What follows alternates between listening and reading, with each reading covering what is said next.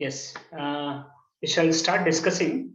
Actually, yesterday we started discussing about the coupling schemes. Today, in what some detail, okay, not complete detail, in some detail, we want to discuss about coupling schemes. Just let me mention once again, coupling schemes are the methods of obtaining final angular momentum vectors for a whole atom, okay, which is consisting of more than one electron. So ಯಾವ್ದಾದ್ರೂ ಒಂದು atom ಅಲ್ಲಿ ಒಂದಕ್ಕಿಂತ ಜಾಸ್ತಿ electron ಇದ್ರೆ 2 ಇರ್ಬೋದು 3 ಇರ್ಬೋದು 4 ಇರ್ಬೋದು ಅಥವಾ ಎಷ್ಟಾದ್ರೂ ಇರ್ಬೋದು, ಆ ಎಲ್ಲಾ ಎಲೆಕ್ಟ್ರಾನ್ಸ್ ಗಳದು ಆರ್ಬಿಟಲ್ ಆಂಗುಲರ್ ಮೊಮೆಂಟಮ್ ವೆಕ್ಟರ್ಸ್ ಮತ್ತೆ ಸ್ಪಿನ್ ಆಂಗುಲರ್ ಮೊಮೆಂಟಮ್ ವೆಕ್ಟರ್ಸ್. ಯಾಕೆ ಅಂತಂದ್ರೆ ಪ್ರತಿಯೊಂದು ಎಲೆಕ್ಟ್ರಾನ್ಗೂ ಆಂಗುಲರ್ ಮೊಮೆಂಟಮ್ ವೆಕ್ಟರ್ ಬರುತ್ತೆ, ಸ್ಪಿನ್ ಆಂಗುಲರ್ ಮೊಮೆಂಟಮ್ ವೆಕ್ಟರ್ ಅಂತ ಇನ್ನೊಂದು ಬರುತ್ತೆ. ಆರ್ಬಿಟಲ್ ಆಂಗುಲರ್ ಮೊಮೆಂಟಮ್ ವೆಕ್ಟರ್ ಮತ್ತೆ ಸ್ಪಿನ್ ಆಂಗುಲರ್ ಮೊಮೆಂಟಮ್ ವೆಕ್ಟರ್ ಬರುತ್ತೆ. ಹಾಗಾಗಿ ಪ್ರತಿ ಎಲೆಕ್ಟ್ರಾನ್ ಎರಡೆರಡು ವೆಕ್ಟರ್ ಮತ್ತೆ ಜೊತೆಗೆ ಫಾರ್ ಎಕ್ಸಾಂಪಲ್ 4 ಎಲೆಕ್ಟ್ರಾನ್ ಅಂತ ಇಟ್ಕೊಳ್ಳಿ. So we have 4 into 2 8 vectors ಬರುತ್ತೆ. ಓಕೆ, 4 ಎಲೆಕ್ಟ್ರಾನ್ ಗಳಿಗೆ 4 ಆರ್ಬಿಟಲ್ ಆಂಗುಲರ್ ಮೊಮೆಂಟ ವೆಕ್ಟರ್ಸ್ ಬರುತ್ತೆ, 4 ಎಲೆಕ್ಟ್ರಾನ್ ಗೆ 4 ಸ್ಪಿನ್ ಆಂಗುಲರ್ ಮೊಮೆಂಟ ವೆಕ್ಟರ್ಸ್ ಬರುತ್ತೆ. ಓಕೆ, ಸೊ ಹಾಗಾಗಿ ಎಲ್ಲಾ ವೆಕ್ಟರ್ ಗಳನ್ನ ನಾವು ಆಡ್ ಮಾಡ್ಬೇಕು. ಓಕೆ, ಎಲ್ಲಾ ವೆಕ್ಟರ್ ಗಳನ್ನ ನಾವು ಆಡ್ ಮಾಡ್ಕೊಂಡ್ರೆ ಇಡೀ ಆಟಮ್ಗೆ ಟೋಟಲ್ ಆಂಗುಲರ್ ಮೊಮೆಂಟಮ್ ಸಿಗುತ್ತೆ. ಓಕೆನಾ? So this is what the procedure so that we want to follow in the case of coupling schemes. Okay, coupling schemes ಅಂದ್ರೆ ಏನಿಲ್ಲ, ಈ orbital angular momenta vectors spin angular momenta vectors ನ ಹೇಗೆ add ಮಾಡ್ಬೇಕು ಅಂತ ಹೇಳ್ಕೊಡುತ್ತಲ್ಲ, ಅದನ್ನ ನಾವು ಕಪ್ಲಿಂಗ್ ಸ್ಕೀಮ್ಸ್ ಅಂತ ಕರಿತೀವಿ. ಓಕೆ, ಡೆಫಿನೆಟ್ಲಿ ಕಪ್ಲಿಂಗ್ ಸ್ಕೀಮ್ಸ್ ಎಲ್ಲಿ ಯೂಸ್ ಮಾಡ್ತೀವಿ ಅಂತಂದ್ರೆ, ಸೊ ಆಟಮ್ಸ್ ಅಲ್ಲಿ ಯೂಸ್ ಮಾಡ್ತೀವಿ. ಯಾವ ಆಟಮ್ಸ್ ಅಲ್ಲಿ ಯೂಸ್ ಮಾಡ್ತೀವಿ ಅಂತಂದ್ರೆ, ಆಟಮ್ಸ್ ಅಲ್ಲಿ ಒಂದಕ್ಕಿಂತ ಜಾಸ್ತಿ ಎಲೆಕ್ಟ್ರಾನ್ ಇರಬೇಕು. ಒಂದೇ ಒಂದು ಎಲೆಕ್ಟ್ರಾನ್ ಇದ್ರೆ ವೆರಿ ಸಿಂಪಲ್, ಅದರಲ್ಲಿ ಡಿಸ್ಕಷನ್ ಮಾಡೋದಕ್ಕೆ ಏನಿರಲ್ಲ. ಸಿಂಗಲ್ ಎಲೆಕ್ಟ್ರಾನ್ಗೆ ಏನು ಆಂಗುಲರ್ ಮೊಮೆಂಟಮ್ ಬರುತ್ತೋ ಅದೇ ಎಂಟೈರ್ ಆಟಮ್ ಬರುತ್ತೆ. ಬಟ್ ಒಂದಕ್ಕಿಂತ ಜಾಸ್ತಿ ಎಲೆಕ್ಟ್ರಾನ್ಸ್ ಇದ್ರೆ ಎಲ್ಲಾ electron spin angular momenta orbital angular momenta ಎಲ್ಲಾದ್ನೂ ಸೇರಿಸ್ಕೊಂಡು ಕೊನೆಗೆ ಒಂದೇ ಒಂದು single final total angular momentum for the atom ನ ಫೈಂಡ್ ಔಟ್ ಮಾಡಬೇಕಾಗುತ್ತೆ. Okay, so that's what the thing. Okay, so here one more important thing is, so spin angular momentum ಮತ್ತೆ orbital angular momentum ನ add ಮಾಡಬೇಕಾದ್ರೆ we need to take care of two things. Okay, we need to take care of the interactions. Okay, there are two types of interactions. I already mentioned yesterday, I'm going to mention it once again. So the first one is what we call it as electrostatic interaction, and the another one is what we call it as magnetic interaction. Two electrons can interact electrostatically because both of them have negative charges. Two electrons can also interact magnetically. Okay, ಅಂದ್ರೆ ಎರಡು electron ಗಳಿದ್ರೆ ಎರಡು electrons ಗಳ ಮಧ್ಯದಲ್ಲಿ ಪ್ರತಿಯೊಂದು electron ಗೂ magnetic field ಇರುತ್ತೆ. First electron magnetic field second electron magnetic field ಜೊತೆನೂ ಕೂಡ ಇಂಟರಾಕ್ಟ್ ಆಗುತ್ತೆ. Okay, first electron second electron ಜೊತೆ ಚಾರ್ಜ್ ವೈಸ್ ಇಂಟರಾಕ್ಷನ್ ಆಗುತ್ತೆ. ಯಾಕೆಂದ್ರೆ ಎರಡು ಚಾರ್ಜಸ್ ಗಳು ಎರಡು ಎಲೆಕ್ಟ್ರಾನ್ಸ್ ಗೂ ನೆಗೆಟಿವ್ ಚಾರ್ಜಸ್ ಇರುತ್ತೆ. ಹಾಗಾಗಿ ಎರಡರ ಮಧ್ಯದಲ್ಲಿ ಫೋರ್ಸ್ ಆಫ್ ರಿಪಲ್ಷನ್ ಇರುತ್ತೆ. ಆ force of repulsion electrostatic interaction ಆಗುತ್ತೆ.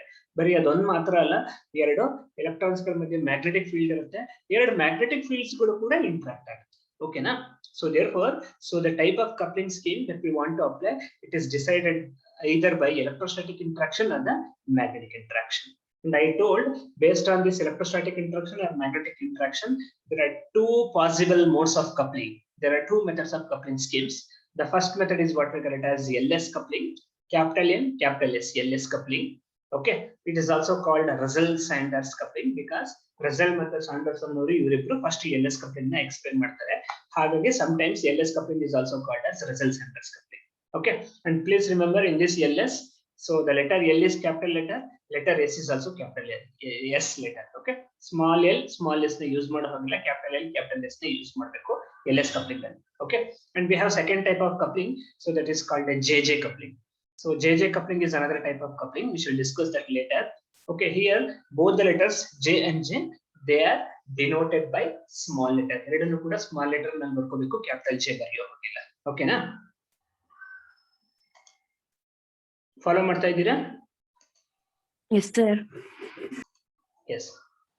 Now let us start discussing this LS coupling. Okay, so this LS coupling actually happens in the case of lighter atoms.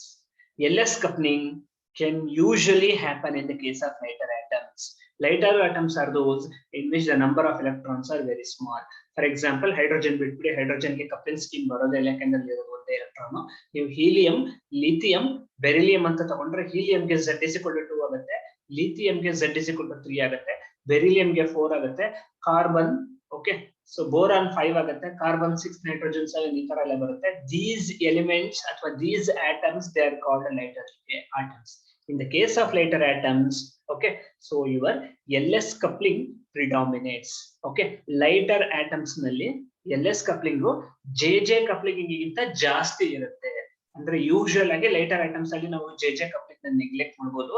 So ಬರೀ LS coupling ಮಾತ್ರ ಇದೆ ಅಂತ ಅನ್ಕೋಬಹುದು. Okay, and please remember this LS coupling actually happens because of the electrostatic interaction due to the charges. Okay, is much more stronger than the magnetic coupling due to the electron motion.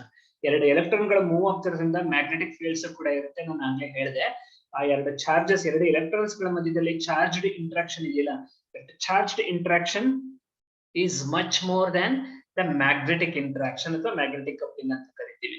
So therefore in the case of lighter atoms, the electrostatic interaction among the electrons predominates over the magnetic interaction between the same electrons. That's why in the case of lighter atoms, we do observe LS coupling. Okay, lighter atoms ಅಲ್ಲಿ LS coupling ಯಾಕೆ ಆಗುತ್ತೆ ಅಂತಂದ್ರೆ, LS coupling ಆಗಬೇಕು ಅಂತಂದ್ರೆ electrostatic interaction ಜಾಸ್ತಿ ಇರಬೇಕು, magnetic interaction ಕಡಿಮೆ ಇರಬೇಕು. ಲೈಟರ್ ಆಟಮ್ಸ್ ಅಂತ ಹೇಳಿದ್ನಲ್ಲ, helium, lithium, beryllium, boron, carbon, nitrogen, oxygen ಅಂತ ಕೇಸಸ್ ಎಲ್ಲ ಹೋದ್ರೆ ಇವೆಲ್ಲ ಲೈಟರ್ ಆಟಮ್ಸ್ ಆಗುತ್ತೆ. ಈ ಲೈಟರ್ ಆಟಮ್ಸ್ ಅಲ್ಲಿ ಇರೋ ಎಲೆಕ್ಟ್ರಾನ್ಸ್ ಗಳು ಮಧ್ಯದಲ್ಲಿ ಎಲೆಕ್ಟ್ರೋಸ್ಟಾಟಿಕ್ ಇಂಟ್ರಾಕ್ಷನ್ ಜಾಸ್ತಿ ಇರುತ್ತೆ ಮ್ಯಾಗ್ನೆಟಿಕ್ ಇಂಟ್ರಾಕ್ಷನ್ ಗೆ ಕಂಪೇರ್ ಮಾಡಿದ್ರೆ. ಹಾಗಾಗಿ ಇನ್ the case of lighter atoms we do observe LS coupling. Okay, so then what is basically LS coupling? It is very simple. So the electron charges couple strongly to give a resultant spin angular momentum vector S and orbital angular momentum vector L. Okay, so ಇಲ್ಲಿ ಏನಾಗುತ್ತೆ ಅಂತಂದ್ರೆ lighter atoms ಅಲ್ಲಿ see this first line, vector capital L is equal to L1 vector plus L2 vector plus L3 vector plus etc by orbit coupling ಅಂತ ಬರ್ದಿದ್ದೀನಿ. It is also called LL coupling ಅಂತ ಕರಿತೀವಿ. So this happens because of electrostatic interaction. ಏನಾಗುತ್ತೆ ಅಂತಂದ್ರೆ L1 vector ಬರ್ಕೊಂಡಿದ್ದೀನಲ್ಲ, this small letter L1, this small letter L1 is orbital angular momentum of the first electron. L2 vector is the orbital angular momentum of the second electron. L3 vector is the orbital angular momentum of the third vector and so on. Okay, so what happens in the case of lighter atoms? So for example, 4 electrons ಇದೆ ಅಂತ ತಗೊಳ್ಳೋಣ. Okay, 4 electrons ಇದ್ರೆ 4 electrons orbital angular moment pair ಆಗುತ್ತೆ. ಅಂದ್ರೆ first ವೆಕ್ಟರ್ದು L1, second ವೆಕ್ಟರ್ದು L2, third ವೆಕ್ಟರ್ದು L3, fourth ವೆಕ್ಟರ್ದು L4 ಇದೆಯಲ್ಲ, ಆ 4 ವೆಕ್ಟೋರಿಯಲ್ ಆಡ್ ಆಗುತ್ತೆ. ಓಕೆ, ಸೊ ಎಲ್ಲ L ವೆಕ್ಟರ್ಸ್ ಗಳು ಫಸ್ಟ್ ಆಡ್ ಆಗುತ್ತೆ. ಎಲ್ಲ L ವೆಕ್ಟರ್ಸ್ ಗಳು ಆಡ್ ಆಗಿ they give a total angular momentum capital L vector. So therefore capital L vector is equal to small L1 vector plus small L2 vector plus small L3 vector. So this happens because electrostatic interaction ಜಾಸ್ತಿ ಇರೋದ್ರಿಂದ ಪ್ರತಿ electron orbital angular momentum ಒಂದಕ್ಕೊಂದು couple ಆಗುತ್ತೆ, join ಆಗುತ್ತೆ. Join ಆಗಿ ಒಂದಕ್ಕೊಂದು ಸೇರ್ಕೊಂಡು they produce a total orbital angular momentum vector. The total orbital angular momentum vector is denoted by vector L. ಓಕೆನಾ? In a similar way, so ನಿಮ್ಮ electrons ಗೆ ಬರೀ ಆರ್ಬಿಟಲ್ ಆಂಗುಲರ್ ಮೊಮೆಂಟಮ್ ಮಾತ್ರ ಅಲ್ಲ, ಸ್ಪಿನ್ ಆಂಗುಲರ್ ಮೊಮೆಂಟಮ್ ಕೂಡ ಇದೆ. So ಹಾಗಾಗಿ so first electron spin angular momentum second electron spin angular momentum ಜೊತೆ ಕಂಬೈನ್ ಆಗುತ್ತೆ. ಹಾಗಾಗಿ ಅದೇ ತರ ಪ್ರತಿಯೊಂದು electrons spin angular momentum vector S1, vector S2, vector S3 ಅಂತೆಲ್ಲ ಇದೆಯಲ್ಲ, so these are all combined and they all combine to produce one total spin. The total spin is vector S, vector capital S. Okay na? So therefore, so this is what we call it as spin coupling. Okay, so ಗೊತ್ತಾಗ್ತಿದೆನಾ ಹೇಳಿದ್ದು? Yeah. So this SS coupling and LL couplings, they are electrostatic in nature. ಅಂದ್ರೆ electrons ಗಳಿಗೆ charges ಇರೋದ್ರಿಂದ ಎಲ್ಲಾ electron so orbital angular momentum charge wise interaction ಆಗಿ total S ಬರುತ್ತೆ. ಅದೇ ತರ ಎಲ್ಲಾ ಎಲೆಕ್ಟ್ರಾನ್ಸ್ ಸ್ಪಿನ್ ವೆಕ್ಟರ್ ಗಳು ಆಡ್ ಆಗಿ ಒಂದು ಟೋಟಲ್ ವೆಕ್ಟರ್ ಎಸ್ ಅಂತ ಬರುತ್ತೆ. ಓಕೆನಾ? ಬಟ್ ಈ ಟೋಟಲ್ ಎಲ್ ಮತ್ತೆ ಟೋಟಲ್ ಎಸ್ ಇದೆಯಲ್ಲ, total L and total S, capital L vector, capital S vector. Capital L vector is the total orbital angular momentum of all the electrons. Capital S is total spin vector of all the electrons, again these two combine, iveredu matte combine agutte. Okay, and these two combine, total L and total S, they combine because of magnetic interaction. Okay, all L vectors combine because of electrostatic interaction. All S vectors combine because of electrostatic interaction. But all L combining giving one capital L, and all S combining giving one capital S, this capital L vector and this capital S vector, they again combine. Innonthara combine agutte, everedu join agutte. Okay, these two combine because of the magnetic spin orbit coupling anta karitive. Andre L vector matte S vector eredu combine aguttala, that is spin orbit coupling anta karitive. The spin orbit coupling is because of magnetic interaction. Okay, although there is a magnetic interaction, the magnetic interaction is very weak compared to the electrostatic interaction, but still the magnetic interaction kadame idru kuda adanna ನಾವು neglect ಮಾಡಕ್ಕಾಗಲ್ಲ. ಕಡಿಮೆ ಇರೋ magnetic interaction ಈ L vector ನ ಮತ್ತೆ S vector ನ couple ಮಾಡುತ್ತೆ, ಸೇರಿಸುತ್ತೆ. That is what we call as magnetic spin orbit coupling ಅಂತ ಕರಿತೀವಿ. And this L and this S, so spin orbit, they couple due to the magnetic interaction and they produce one total angular momentum, capital J. Okay, this capital J is the total angular momentum of the entire atom. Okay, and this is what we call it as LS coupling. Yes, let us try to understand this LS coupling with the help of one simple example. Okay, I want to go for an atom in which only there are 2 electrons. Bari erade electrons galiರೋ atom na ತಗೋತಾ ಇದೀನಿ. For example, ಅದು helium ಆಗಿರಬಹುದು. Okay, helium ಆಗಿರಬಹುದು ಅಥವಾ ಬೇರೆ ಯಾವ್ದಾರ system ಆಗಿರಬಹುದು, ಯಾವ್ದಾರ ಆಗಲಿ. ಒಟ್ಟಿನಲ್ಲಿ ನಮ್ಮ ಹತ್ರ ಒಂದು ಆಟಮ್ ಇದೆ. ಆಟಮ್ ಒಳಗಡೆ ಎರಡೇ 2 ಎಲೆಕ್ಟ್ರಾನ್ ಇದೆ ಅಂತ ತಗೋಣ. ಎರಡಕ್ಕಿಂತ ಜಾಸ್ತಿ ಇದ್ರೂ ಈ ರೂಲ್ ಅಪ್ಲೈ ಆಗುತ್ತೆ. ಬಟ್ ಎರಡಕ್ಕಿಂತ ಜಾಸ್ತಿ ಇದರ ಪ್ರಾಬ್ಲಮ್ ಏನು ಅಂತಂದ್ರೆ ಸ್ವಲ್ಪ ಕಾಂಪ್ಲಿಕೇಶನ್ ಜಾಸ್ತಿ ಆಗುತ್ತೆ. ಹಾಗಾಗಿ ನಾನು ಅದನ್ನ ಅವಾಯ್ಡ್ ಮಾಡ್ಬಿಟ್ಟು ಬರೀ ಎರಡೇ 2 ಎಲೆಕ್ಟ್ರಾನ್ ಗಳಿರೋ ಆಟಮ್ ನ ತಗೋತಾ ಇದ್ದೀನಿ. ಓಕೆನಾ? So I am considering an atom in which only there are 2 electrons. Okay, so here, the value of the total spin quantum number, okay, S1 plus S2. So S1 is the spin quantum number of first electron. Okay, S2 is the spin quantum number of the second electron. So we have 2 electrons, 2 electrons. First electron ಗೆ spin S1 ಅಂತ ತಗೋಣ, second electron ಗೆ spin S2 ಅಂತ ತಗೋಣ. So ಹಾಗಾಗಿ ಎರಡು combine ಆದಾಗ spin quantum number ಯಾವ ತರ ಚೇಂಜ್ ಆಗುತ್ತೆ? The total spin S, capital S of the atom can have any values starting from S1 plus S2 to S1 minus S2. Okay, and please remember S1 is always half, S2 is always half. For single electron, spin quantum number S1 first electron ಗಾದ್ರೂ ತಗೊಳ್ಳಿ, second electron ಗಾದ್ರೂ ತಗೊಳ್ಳಿ, 1/2 ಮಾತ್ರ ಬರುತ್ತೆ. Because ಆಗ್ಲೇ ಹೇಳಿದ್ದೀನಿ spin of the electron half ಅಂತ ಹೇಳಿದೆ. ಹಾಗಾಗಿ ನೀವು S1 plus S2 ಮಾಡಿದ್ರೆ half plus half ಆಗುತ್ತೆ. half plus half ಅಂತಂದ್ರೆ 1 ಆಗುತ್ತೆ. So therefore the total spin of an atom which is consisting of 2 electrons 1 ಬರುತ್ತೆ. ಯಾಕಂದ್ರೆ S1 plus S2 1 ಬರುತ್ತೆ. ಅಥವಾ S1 minus S2 ಬರಬೇಕು. S1 minus S2 ಅಂದ್ರೆ half minus half 0 ಬರುತ್ತೆ. So therefore total spin can be either 1 or 0. So for a 2 electron system, okay, the total spin capital S, the total spin quantum number capital S of the atom is either 1 or 0. ಹೇಗ್ ಬಂತು 1 or 0 ಹೇಗ್ ಬಂತು? ಯಾಕೆಂತಂದ್ರೆ total spin value S1 plus S2 ಇಂದ S1 minus S2 ತನಕ ಮಾತ್ರ ಇರಬೇಕು. ಹಾಗಾಗಿ S1 S2 ಹಾಫ್ ಆಫ್ ಇರೋದ್ರಿಂದ half plus half 1 ಇರುತ್ತೆ ಅಥವಾ half minus half 0 ಇರುತ್ತೆ. ಹಾಗಾಗಿ total spin quantum number capital S of an atom consisting of 2 electrons. Please remember we are applying it only for 2 electron system ಮಾತ್ರ. 3 electron system ಹಾಗೆ discuss ಮಾಡಬಹುದು, but ನಾವು ಇಲ್ಲಿ ಸದ್ಯಕ್ಕೆ ಡಿಸ್ಕಸ್ ಮಾಡ್ತಾ ಇಲ್ಲ. So therefore the total spin quantum number of an atom consisting of 2 electrons should be either 1 or 0. Okay, ಆಗ್ಲೇ ಹೇಳಿದ್ದೀನಿ for a 2 electron system S1 and S2 are the spin quantum numbers of first and second electron. ಅದಾಗ್ಲೇ ಹೇಳಿದ್ದೀನಿ. ನಾವು ಬರೀ spin quantum numbers ಮಾತ್ರ ಅಲ್ಲ, orbital quantum numbers ಬರುತ್ತೆ. First electron ಗೆ angular quantum number L1 ಅಂತ ತಗೋಣ, ಸೆಕೆಂಡ್ ಎಲೆಕ್ಟ್ರಾನ್ ಗೆ angular quantum number orbital quantum number L2 ಅಂತ ತಗೋಣ. So then the orbital quantum number capital L of the entire atom can actually change from L1 plus L2 to L1 minus L2. Okay, ಇಲ್ಲಿ L1 L2 ನಾನು values mention ಮಾಡಿಲ್ಲ. Next page ಅಲ್ಲಿ ಅಥವಾ next slide ಅಲ್ಲಿ ನಾನು ಇನ್ನೊಂದು example mention ಮಾಡಿದ್ದೀನಿ, ಅಲ್ಲಿ ಗೊತ್ತಾಗುತ್ತೆ. But anyhow you should try to remember. So orbital quantum number, total orbital quantum number capital L of an atom, okay, can actually take values L1 plus L2 to L1 minus L2, where L1 and L2 are orbital quantum numbers of the first electron and the second electron. Okay na? So therefore So S1 and S2 are the spin quantum numbers of the two electrons. Then spin actually change from S1 plus S2 to S1 minus S2. S1 plus S2 to S1 minus S2 ಯಾವಾಗಲೂ 1 or 0 ಇರುತ್ತೆ for two electron system ಗೆ. But ನೀವು orbital quantum number ಹೋಯ್ತು ಅಂತಂದ್ರೆ total orbital quantum number capital L of an atom consisting of two electrons. ಇಲ್ಲೆಲ್ಲ atoms ಅಂತ ಬಂದ್ಬಿಟ್ಟಿದೆ, ನಾನು ಚೇಂಜ್ ಮಾಡ್ತೀನಿ ಆಮೇಲೆ.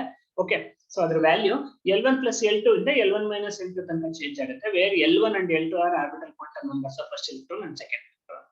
Okay, now please remember, so ನಮಗೆ ಟೋಟಲ್ ಸ್ಪಿನ್ ಕ್ವಾಂಟಮ್ ನಂಬರ್ ಸಿಕ್ತು. Total spin quantum number S1 plus S2 ನಾದ್ರೂ ಇರ್ಬೋದು, S1 minus S2 ನಾದ್ರೂ ಇರ್ಬೋದು, ಅದು 1 ಆದ್ರೂ ಇರ್ಬೋದು, 0 ಆದ್ರೂ ಇರ್ಬೋದು. ಅದೇ ತರ total orbital quantum number L of the atom L1 plus L2 ನಾದ್ರೂ ಇರ್ಬೋದು, ಅಥವಾ L1 minus L2 ನಾದ್ರೂ ಇರ್ಬೋದು, ಅಥವಾ L1 plus L2 to L1 minus L2 ನಲ್ಲೂ ಮಧ್ಯದಲ್ಲಿ ಬೇರೆ ಬೇರೆ ವ್ಯಾಲ್ಯೂಸ್ ಇದೆ. ಆಮೇಲೆ ನಿಮಗೆ ಗೊತ್ತಾಗುತ್ತೆ, ಅದಕ್ಕೆ 2 ಅಂತ ಹಾಕಿದ್ದೀನಿ. L1 plus L2 and L1 minus L2 ಅಂತ ಎರಡೇ ವ್ಯಾಲ್ಯೂ ತಗೋಬಿಡಿ. Orbital quantum number capital L of an atom can actually change from range from L1 plus L2 to L1 minus L2 in unit steps. Okay, ಅದೇನು ಅಂತ ನಾನು ಆಮೇಲೆ next ಹೇಳ್ತೀನಿ. Now ಈ capital L ಮತ್ತೆ ಕ್ಯಾಪಿಟಲ್ S ಎರಡನ್ನು ಸೇರಿಸಿದ್ರೆ I am going to get capital J. Capital J is the thing with the total quantum number of the entire atom, and the total quantum number capital J of the entire atom can actually range from L plus S to L minus S. Please remember, capital L is total orbital quantum number of the atom, capital S is total orbital quantum number of the atom. So ಹಾಗಾಗಿ capital J can actually change from L plus S to L minus S. Okay na? Okay. Now let us assume our first electron has a spin quantum number S1, which is half. Second electron has a spin S2, that is also half. First electron ಇರಬಹುದು, second electron ಇರಬಹುದು. Spin ಗಳನ್ನ ನೀವು S1 S2 ಅಂತ ಬರ್ಕೊಂಡ್ರು, S1 S2 S3 ಏನಾದ್ರೂ ಬರ್ಕೊಳ್ಳಿ, ಅದು ಯಾವಾಗಲೂ half ಇರುತ್ತೆ. So total spin of the atom ಏನಾಗುತ್ತೆ? S1 minus S2, half minus half, 0 ಇರುತ್ತೆ. ಇದನ್ನಾಗಲೇ ಮೆನ್ಷನ್ ಮಾಡಿದೆ, ಮತ್ತೊಂದ್ಸಲ ಮೆನ್ಷನ್ ಮಾಡ್ತೀನಿ, 0 ಇರುತ್ತೆ. And it can change from S1 minus S2 to S1 plus S2. S1 plus S2 ಮಾಡ್ಕೊಂಡ್ರೆ half plus half 1 ಆಗುತ್ತೆ. So therefore the total spin of an atom consisting of two electrons is either 0 or 1. Total spin is denoted by capital S. Okay. Now let us go for one particular example where the orbital quantum number of the first electron is L1. 1. Orbital angular momentum L2 of the second electron is 2. Okay, na? Now what are the possible values of capital L?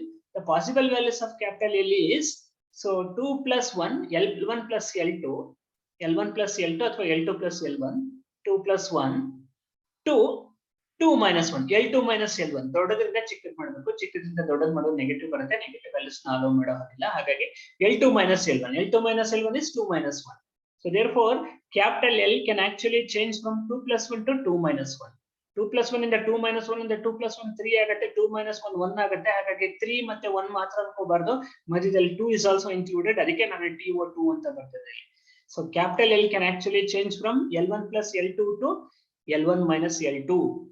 2 ಅಲ್ಲಿಂದ ಇಲ್ಲಿವರೆಗೆ, 3 ಇಂದ 1 ವರೆಗೆ. 3 ಇಂದ 1 ವರೆಗೆ ಅಂದ್ರೆ ಬರೀ 3 and 1 ಮಾತ್ರ ಅಲ್ಲ, ಮಧ್ಯದಲ್ಲಿ 2 ಕೂಡ ಚೇಂಜ್ ಆಗುತ್ತೆ, ಆಗ್ಲೇ ಹೇಳಿದೀನಿ. So it has to change in unit steps ಅಲ್ಲಿ ಚೇಂಜ್ ಆಗಬೇಕಾಗಿರೋದ್ರಿಂದ capital L value can actually take either 3 or 2 or 1. ಓಕೆನಾ? Now I want to combine this capital S and this capital L. S ಮತ್ತೆ L ಎರಡನ್ನು ಸೇರಿಸ್ಕೊಂಡ್ರೆ capital J ಸಿಗುತ್ತೆ. Okay, first ಕೇಸಿಗೆ ಹೋಗ್ತಾ ಇದೀನಿ ನೋಡಿ. First ಕೇಸಲ್ಲಿ S is equal to 0 ಮತ್ತೆ L is equal to 3 to 1 ಹಾಕೋತೀನಿ. S is equal to 0, L is equal to 3 to 1 ಹಾಕೊಂಡ್ರೆ, so capital J becomes L plus S. S 0 ಇರೋದ್ರಿಂದ, so your J value is the same as L. So therefore J is equal to 3 to 1 for L is equal to 3 to 1 as S is equal to, and S is equal to 0. S is equal to 0 ಇರೋದ್ರಿಂದ, so capital J must be equal to L plus S to L minus S. L plus S ಅಂದ್ರೆ L plus 0, L minus 0 ಮಾಡಿದ್ರೆ ಒಂದೇ value ಬರುತ್ತೆ. ಹಾಗಾಗಿ I am writing J is equal to L ಅಂತ ಮಾತ್ರ ಬರ್ಕೊತಾ ಇದ್ದೀನಿ, ಯಾಕಂದ್ರೆ S 0 ಇರೋದ್ರಿಂದ. So therefore capital J can take total orbital quantum number of the atom can take either 3 or 2 or 1 when L is 3 or 2 or 1. L 3 ಆದಾಗ J ನು 3 ಆಗುತ್ತೆ, L 2 ಆದಾಗ J ನು 2 ಆಗುತ್ತೆ, L is equal to 1 ಆದಾಗ J ನು 1 ಆಗುತ್ತೆ. ಯಾವಾಗ S is equal to 0 ಇದ್ದಾಗ, S is equal to 0 ಇದ್ದಾಗ. S is equal to 1 ಇನ್ನೊಂದು ಕೇಸ್ ಇದೆ, ಅದನ್ನು ಕಂಬೈನ್ ಮಾಡಬೇಕು. ಓಕೆನಾ? ನಾವು so L is equal to S is equal to 1, L is equal to 3 to 1 ಇದೆ ನೋಡಿ, ಅದನ್ನ ಮತ್ತೆ ಡಿವೈಡ್ ಮಾಡಿದ್ದೀನಿ. L is equal to 1, S is equal to 1, L is equal to 2, S is equal to 1. L is equal to 3, S is equal to 1 ಗೆ ಪ್ರತಿ ಕೇಸಲ್ಲೂ J ಏನ್ ಬರುತ್ತೆ ಅಂತ ಕ್ಯಾಲ್ಕುಲೇಷನ್ ಮಾಡ್ತಾ ಇದ್ದೀವಿ. ಗೊತ್ತಾಗ್ತಿದೆಯಾ? S is equal to 1 ಅನ್ನ L is equal to 3 to 1 ಜೊತೆ combine ಮಾಡಬೇಕು, ಸ್ಪ್ಲಿಟ್ ಮಾಡಿ ಬೇರೆ ಬರ್ಕೊಂಡಿದ್ದೀವಿ. S is equal to 1, L is equal to 3. S is equal to 1, L is equal to 2. S is equal to 1, L is equal to 1. ಅದನ್ನ ಮೂರು split ಮಾಡಿ first reverse order ಬರ್ಕೊಂಡು ಬಂದಿದ್ದೀನಿ, ಅಂದ್ರೆ ಕಡಿಮೆ ಆರ್ಡರ್ ಇಂದ ಬರ್ಕೊಂಡು. So therefore, when L is equal to 1 and S is equal to 1, please remember J can actually change from L plus S to L minus S. L plus S ಅಂದ್ರೆ ಏನಾಗುತ್ತೆ? 1 plus 1 2 ಆಗುತ್ತೆ. L minus ಅಂತಂದ್ರೆ 1 minus 1 0 ಆಗುತ್ತೆ. So therefore 2 to 0. ಬರೀ 2 to 0 ಮಾತ್ರ ಬರಲ್ಲ, 2 ಮಧ್ಯದಲ್ಲಿ 2 0 ಮಧ್ಯದಲ್ಲಿ 1 ಬರುತ್ತೆ. So therefore the possible values of J is either 2 or 1 or 0 for L is equal to 1 and S is equal to 1 case. Similarly, if I go to the case S is equal to 1 and L is equal to 2. S is equal to 1 ಅನ್ನ L is equal to 2 ಜೊತೆ combine ಮಾಡ್ತಾ ಇದ್ದೀನಿ. S is equal to 1 and L is equal to 2 ಆದಾಗ again J can change from L plus S to L minus S. So 2 plus 1 to 2 minus 1. 2 plus 1 ಅಂದ್ರೆ 3, 2 minus 1 ಅಂದ್ರೆ 2. Sorry, 2 minus 1 ಅಂದ್ರೆ 1. So ಹಾಗಾಗಿ 3 ಮತ್ತೆ 1 ಆಗುತ್ತೆ. ಬರೀ 3 1 ಬರಿಬಾರ್ದು. So 2 ಅಂತ ಹಾಕಿರೋದ್ರಿಂದ ಮಧ್ಯದಲ್ಲಿ 2 ನು ಕೂಡ ಬರುತ್ತೆ. TO2 ಹಾಕೋದ್ರಿಂದ 2 ನು ಬರುತ್ತೆ. So ಹಾಗಾಗಿ J can actually change from, so J can actually take either 3 or 2 or 1 for L is equal to 2 and S is equal to 1 case. Okay, now let us go to the last case where I am combining S is equal to 1 and L is equal to 3. Again here in this case J can actually change from 3 plus 1 to 3 minus 1. 3 plus 1 is 4, 3 minus 1 is 2. So 4 ಮತ್ತೆ 2 ಮಧ್ಯದಲ್ಲಿ 3 ನು possible, ಹಾಗಾಗಿ J can take value 4 or 3 or 2. So when L is equal to 3 and S is equal to 1. Yes, let us try to understand the next type of coupling, JJ coupling. So this JJ coupling is also quite complicated, but I am not going to give this complicated way. The complicated ಆಗಿರೋದು ಎಲ್ಲ ಪ್ರತಿಯೊಂದು detail ಕೊಡೋಕೆ ಹೋಗಲ್ಲ, just brief ಆಗಿ ಮಾತ್ರ explain ಮಾಡಿಬಿಟ್ಟು ಕೈ ಬಿಟ್ಬಿಡ್ತೀನಿ. Okay, I am not going to discuss this JJ coupling the way we discussed LS coupling. LS coupling ತರ ಡೀಟೇಲ್ ಆಗಿ ಸ್ವಲ್ಪ ಡೀಟೇಲ್ ಆಗಿ ಹೇಳಿದ್ನ ಅದೇ ತರ ಹೇಳಕ್ ಹೋಗಲ್ಲ, just ಮೆಥಡ್ ಮಾತ್ರ ಹೇಳ್ತಾ ಹೋಗ್ತೀನಿ. Okay, so I have already told JJ coupling happens, LS coupling happens in the case of light atoms. Definitely JJ coupling happens in the case of opposite one, the heavy elements. The heavy elements are those in which the number of electrons are very very large. For example, copper anta case alla tagondre, copper, zinc antella tagondre, the number of electrons are very large. Therefore such type of elements can be taken as heavy elements. And in the case of heavy elements, so JJ coupling predominates over LS coupling. In the case of lighter atoms, so LS coupling predominates over JJ coupling. Whereas in the case of heavy elements, okay, so JJ coupling so overcomes your so LS coupling. So therefore we need to discuss JJ coupling in the case of heavy elements. Okay, why this? So in the case of heavy elements we observe JJ coupling. It's all because so the magnetic interaction they also become effective. So in the case of lighter atoms, so electrostatic interaction predominates over magnetic interaction. That's why we used LS coupling. Whereas if you go to the case of heavy elements, so magnetic interactions kuda ಏನಾಗ್ತಾ ಹೋಗುತ್ತೆ, ನಿಮ್ಮ electrostatic interaction ಗೆ comparable ಆಗುತ್ತೆ, ಅಥವಾ ಕೆಲವೊಂದು ಕೇಸಲ್ಲಿ electrostatic interaction ಇಂದ ಈ ಮ್ಯಾಗ್ನೆಟಿಕ್ ಇಂಟ್ರಾಕ್ಷನ್ ಕೈ ಜಾಸ್ತಿ ಆಗುತ್ತೆ, ಅದು ಪ್ರಿಡಾಮಿನೇಟ್ ಆಗುತ್ತೆ. So that's why we have to use JJ coupling in the case of heavy elements. Okay, so JJ coupling has to be used where magnetic interactions are also considerable compared to the case of your electrostatic interaction. This usually happens in the case of heavy element. So therefore in the case of heavy elements, so rather than using LS coupling we have to use JJ coupling. Okay na? So here I have already told, so as we go from light element to the higher elements, okay, so this LS coupling kadame agta weak agta hogutte. Lighter elements alli LS coupling ಜಾಸ್ತಿ ಇರುತ್ತೆ, heavy elements alli JJ coupling ಜಾಸ್ತಿ ಇರುತ್ತೆ.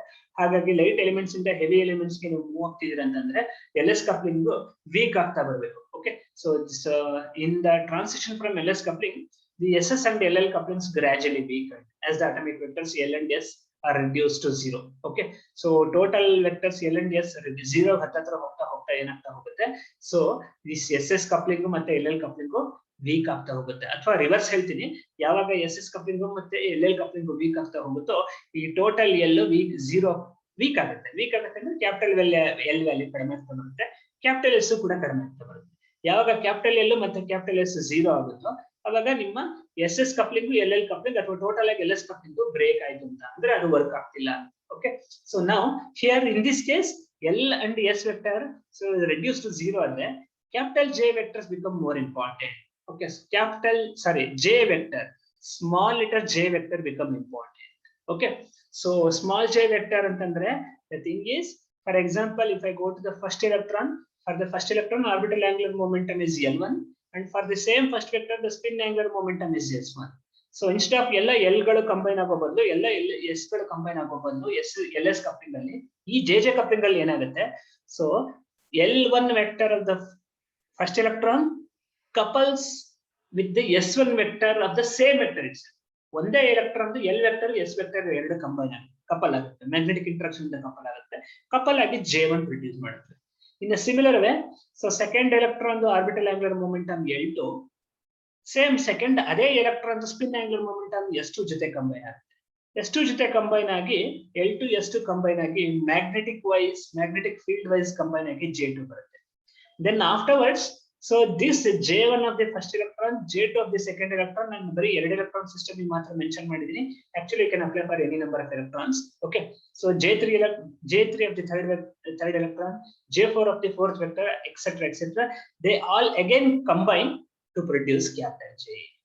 Okay, and this type of coupling is what we call it as JJ coupling. In the case of JJ coupling, instead of L vectors combination and S vector combination, so for each electron L and S combine, for each vector L and S combine to produce J.